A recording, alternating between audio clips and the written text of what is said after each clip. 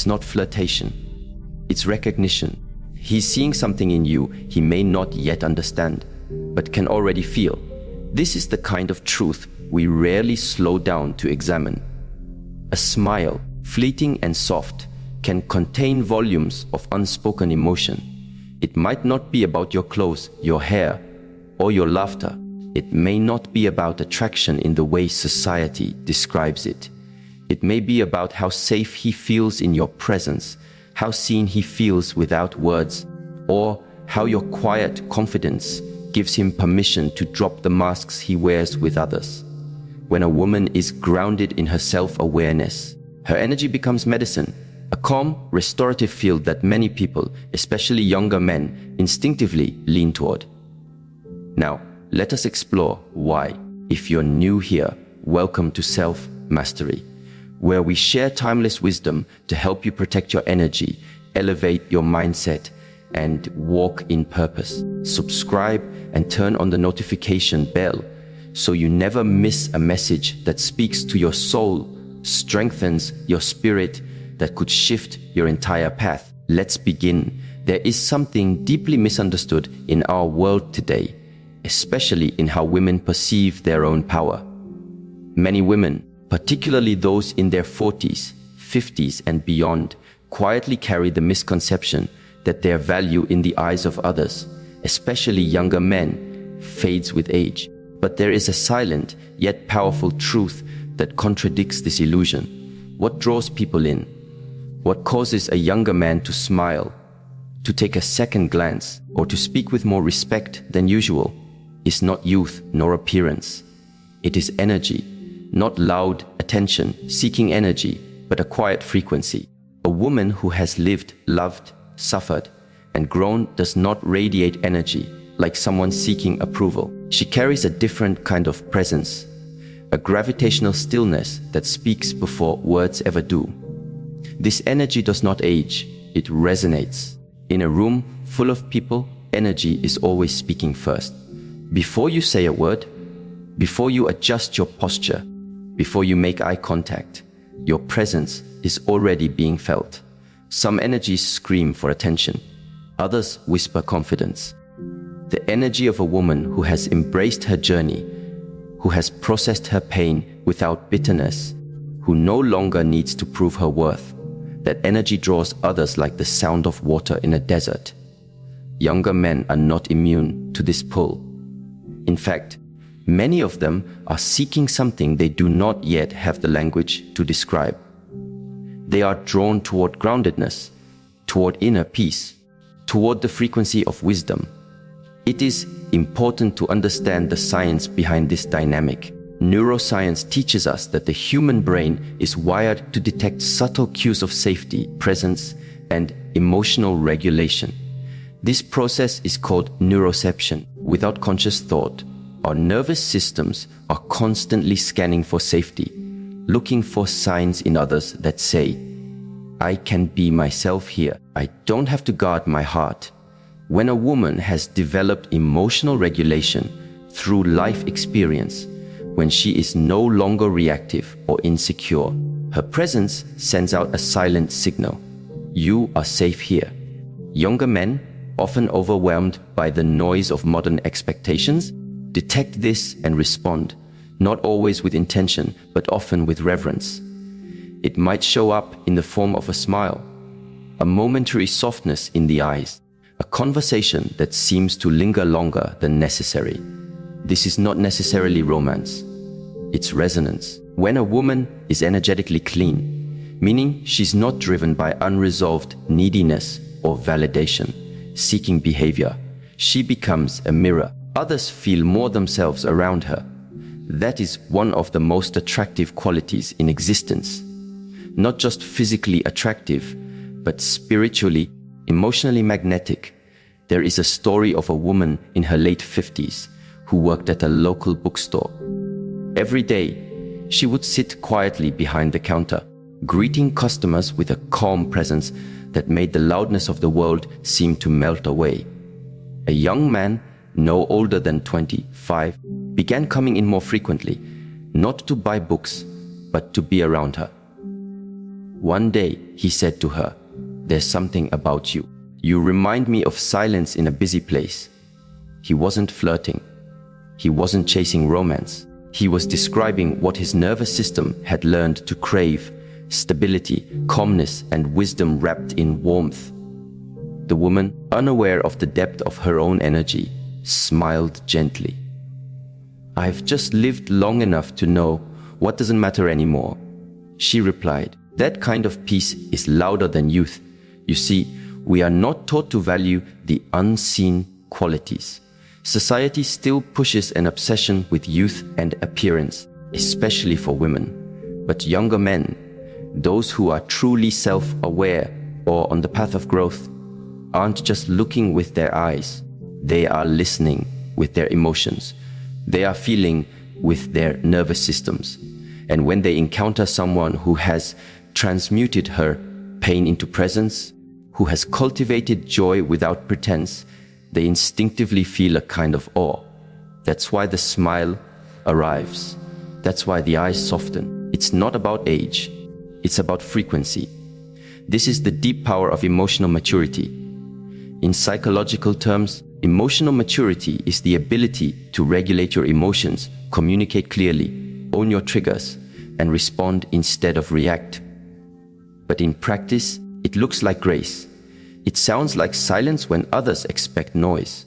It feels like safety in moments of uncertainty. A woman who is emotionally mature does not ask others to complete her. She does not build castles in the sand of someone else's attention. She does not demand. She invites, and her invitation is not to chaos. It is to peace. This is irresistible, not because it tries to be, but because it is so rare. Younger men, many of whom live in a performance-driven, hyper-connected world, rarely encounter this kind of feminine calm. The women around them may be passionate and fun, but often also driven by unhealed wounds, competition, or insecurity masked by overconfidence. So when they meet a woman who doesn't flinch in silence, who can hold space without trying to fill it, they don't just see her, they feel her. She represents a different rhythm. One they didn't know they needed. One they don't yet understand, but instinctively respect. This is not to say that every younger man who smiles at a mature woman is seeking her energy consciously. Most are not. But attraction is not always sexual. It is emotional, spiritual, and even neurological. The brain associates calmness with safety and safety with desire. Not the loud kind, but the deep kind. The kind that makes you want to sit beside someone without needing them to entertain you. The kind that makes you feel at home, even if you've just met. A woman once shared her story of being at a coffee shop, lost in a book. She was in her late 40s, dressed simply, no makeup, no fanfare. A young man walked by, paused, then smiled and said, "You look like you really enjoy your own company." She smiled back, "I do. It took me a long time to learn how." That smile was not about beauty. It was about presence, the kind that says, "I am enough in this moment, and I don't need you, but I'm glad you're here." There is a sacred weight in that kind of womanhood. From an Eastern philosophical lens, this is the embodiment of the Yin principle, receptive, soft, yet unshakable, not passive present, not cold, collected. The Yin does not chase, it draws in, it doesn't reach, it receives. And when a woman lives in alignment with her deeper nature, she becomes the eye of the storm in a chaotic world. She becomes a healing presence. Younger men, whether they understand this intellectually or not, feel drawn to it like water returns to stillness. This doesn't require performance. It requires presence. It requires the inner work of letting go of what no longer serves, of grieving what needed to be released, of forgiving what cannot be changed. Emotional maturity is not a destination, it's a practice. And as you practice, your nervous system becomes your compass, your body softens, your gaze steadies, your tone deepens, and others feel it. Think of the difference between a tree that has just begun to grow and one that has weathered 100 storms. The young tree may be fresh and full of life, but the old tree offers shade, strength, and silence. The young man may admire the youthful flower, but when life becomes loud, when hearts become tired, it is the strong tree he sits beneath. It is the one who has stayed rooted that he leans into. The irony is, many women underestimate this power because it is quiet. It doesn't get applause. It doesn't trend on screens. But its effect is undeniable. A smile from a younger man is not always a sign of pursuit. Sometimes it is a sign of gratitude for offering something he didn't know he was missing, a glimpse of emotional safety, a reflection of who he could become, or a space where he doesn't need to be more than he is. The emotional maturity of a woman acts as a mirror for the emotional potential of a man. It either invites him upward or reveals where he still needs to grow. For the man who is ready, it is an awakening. For the one who is not, it is still an impression, one he may remember years later when he finally recognizes what true strength looks like. This is why presence matters more than performance. This is why stillness is sometimes more powerful than speaking. Because in your stillness, in your maturity, in your quiet energy, you become not only visible, but unforgettable, and not just to younger men, but to the world that is starving for something real. Let us not forget that emotional maturity is not the absence of emotion. It is the ability to feel deeply, yet choose wisely. It is what allows you to smile without needing a smile in return. It's what helps you walk away without bitterness and stay when presence matters more than words. This emotional maturity becomes your true fragrance, the kind that leaves traces in rooms long after you've left. There is a beautiful paradox in all of this. As a woman becomes more whole within herself, as she integrates her past and walks in alignment with her truth, she becomes more magnetic, not because she's trying, but because she's being fully, honestly, peacefully herself. This is what younger men sometimes see and cannot name. This is what causes their smile. This is what draws their energy toward yours, not with urgency, but with reverence. And this energy cannot be imitated. It cannot be learned in books or painted on with cosmetics. It is earned in silence, in solitude, in choosing growth over comfort. It is cultivated in heartbreak, in forgiveness, in the deep well of self-trust. And when it is present, it speaks in ways no words can match. The smile you receive is often not about who you were in the past, but who you have become now. Not about what you lack, but what you carry. A kind of invisible wealth, emotional, spiritual human.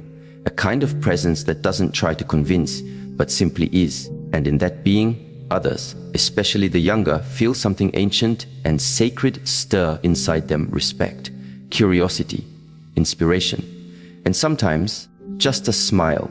It is a quiet truth that many overlook. The way you hold your face and body is a language of its own. Long before words are spoken or gestures are exchanged, the micro expressions around your eyes, the soft lift of your cheeks when you listen, the way your shoulders sit in their sockets, these are all transmitting signals to the people around you.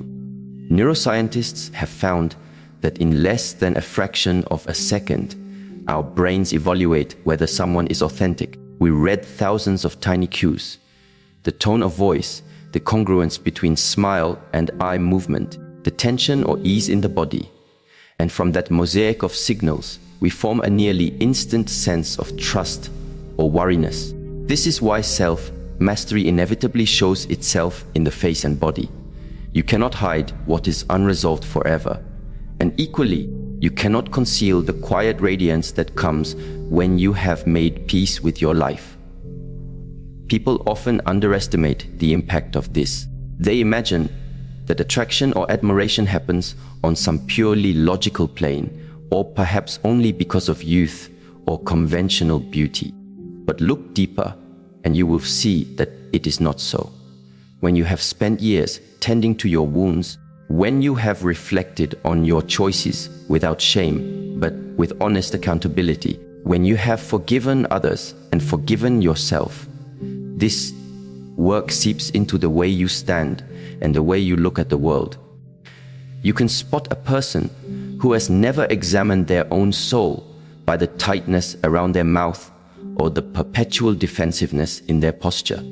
You can also see a woman who has surrendered to her own becoming in the openness of her chest, the softness of her gaze, the calm steadiness of her breath. This is the reason why sometimes a younger man finds himself drawn to an older woman without understanding why. He may not be able to articulate it in words, but his body recognizes the difference. Her micro expressions signal calm. Her nervous system is no longer swinging wildly from approval, seeking to withdraw. She is anchored. And in this anchoring, there is something undeniably magnetic. In everyday encounters, you will witness this phenomenon in subtle, almost invisible ways.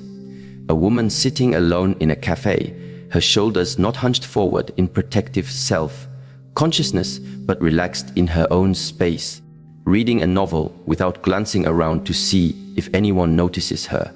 A woman who does not cover her natural face with layers of armor, because she is at peace with what time has etched into her features. A woman whose voice carries neither desperation nor arrogance, but the even tone of someone who knows who she is and does not need to announce it. These are the signatures of self-mastery, and they are more captivating than the most polished performance. Consider for a moment the power of micro-expressions. Researchers such as Paul Ekman have mapped over 10,000 facial movements that reveal emotion. Even when you try to hide your feelings, your face will leak them. A momentary tightening around the eyes, the slight drop of the chin, the flicker of sadness, or the bloom of genuine delight. When a woman has reconciled her regrets, her micro-expressions become congruent. When she smiles, it reaches her eyes. When she speaks, her voice aligns with her intention. This congruence creates a deep sense of safety and respect in those around her, because it signals, I am not hiding from myself. And to be in the presence of someone who is not hiding is to feel relief. One woman in her 50s once shared how she became aware of this effect. She had worked for decades in a corporate environment where image was currency and authenticity was often seen as weakness. For years she had worn a kind of mask, her face carefully arranged, her posture rigid with effort. But after an unexpected loss in her family, she began to question everything she was holding together. She took time away, began a practice of meditation and journaling, and slowly let herself feel what she had been suppressing. Grief, disappointment, loneliness. As she did this inner work, she noticed that her body began to soften. She was no longer clenching her jaw throughout the day. Her shoulders began to fall naturally into alignment instead of bracing against unseen attack. And the most surprising thing, she said, was how people began to respond to her. Younger colleagues started approaching her for mentorship. Strangers would smile at her in public. She once overheard a young man tell a friend, "There's something about her. She seems so real." What he was describing was the transparency of self, mastery etched into her face and body. It was not glamour, but something deeper, a trustworthy presence. The body remembers everything you have survived. It also broadcasts everything you have accepted. This is why the path of self-understanding and inner integration inevitably shows itself in the way you move through the world. Your presence becomes a kind of silent invitation for others to do the same. And in a culture addicted to image and performance, this authenticity feels like a fresh breeze. Younger men, often trapped in the expectations of who they are supposed to be, can sense when they are in the company of someone who has transcended their performance. Your ease becomes permission for them to ease. Your honesty becomes a refuge. This is why self-mastery is not a private accomplishment. It is a relational gift. When you have cultivated this alignment between your inner world and your outer expression, your very presence soothes others. This does not mean you must be perfect. It does mean you have chosen to stop pretending. And there is nothing more compelling to a weary heart than to meet a woman who is unapologetically herself. Stillness, in this context, is the natural extension of self-mastery. It is the embodied expression of acceptance. In a noisy world, stillness has become a rare commodity. Many equate stillness with passivity or resignation, but that is a misunderstanding. Stillness is an active, potent state. It is the decision to rest in your own being rather than chase validation. And when a woman cultivates this quality, she becomes an oasis.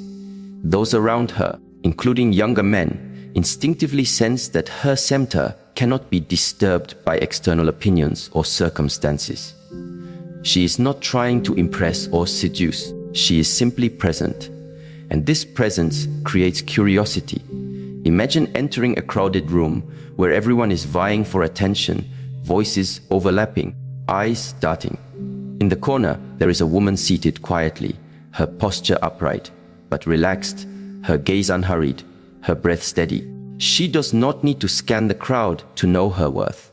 She is not searching for affirmation because she has already given it to herself. Eventually, people begin to notice her, not because she is loud, but because she is not. Her stillness becomes an unspoken question to the restless. What are you running from? What are you seeking that you do not already possess? This is the paradox of stillness. It does not repel attention. It draws it in. Younger men, who are often accustomed to relational dynamics that feel rushed or performative, experience this stillness as a welcome relief. They do not always know how to name it. They may feel a subtle magnetism, an inexplicable desire to approach, to linger in conversation, to share something they would not say to their peers. But beneath the surface, what is happening is recognition. They are encountering an energy they rarely find, an energy that does not demand or compete. Stillness is the mature expression of feminine power. It does not need to chase because it trusts in its own gravity. Like the moon pulling the tides without effort, it influences without force. This is why younger men sometimes feel both calmed and challenged in the presence of a still woman. Calmed because her energy requires nothing from them, challenged because her lack of performance exposes their own. In this way, stillness becomes both an invitation and a mirror. One woman shared that she learned this truth almost by accident. In her early 30s, she was constantly striving to be seen, whether by achieving more, speaking louder, or dressing in ways she believed would win approval. She was exhausted. As she entered her 40s, a deep fatigue set in, not just in her body, but in her spirit. She began to question why she needed to try so hard. Was it truly her own desire or a fear of being overlooked? She decided to experiment with a different approach. She stopped chasing. She practiced what she called the art of enoughness. Sitting in social situations without feeling the need to fill silences, not responding to every comment with agreement, allowing herself to simply be. To her surprise, she noticed that the less she tried to manage others' impressions, the more people gravitated to her. Younger men, in particular, seemed drawn to her presence, seeking her perspective, valuing her feedback. What had changed was not her appearance, it was her energy. This is the quiet revolution of stillness. It requires a willingness to let go of the compulsion to be understood by everyone. It requires the courage to trust that your presence, without embellishment, is enough. And when you embody this state, your relationships shift. You no longer feel the need to convince anyone of your worth. You no longer measure your value by the volume of attention you receive. Instead, you become a sanctuary of sincerity. There is a saying that still water reflects the sky. In the same way, a still woman reflects the truth of others. Younger men, often living in constant motion, encounter their own restlessness when they meet this stillness. Some will be unsettled, some will be captivated, but all will be touched. Because in a world addicted to noise, stillness is a form of silent power. This silent power does not need to announce itself. It does not need to argue for its importance. It simply is.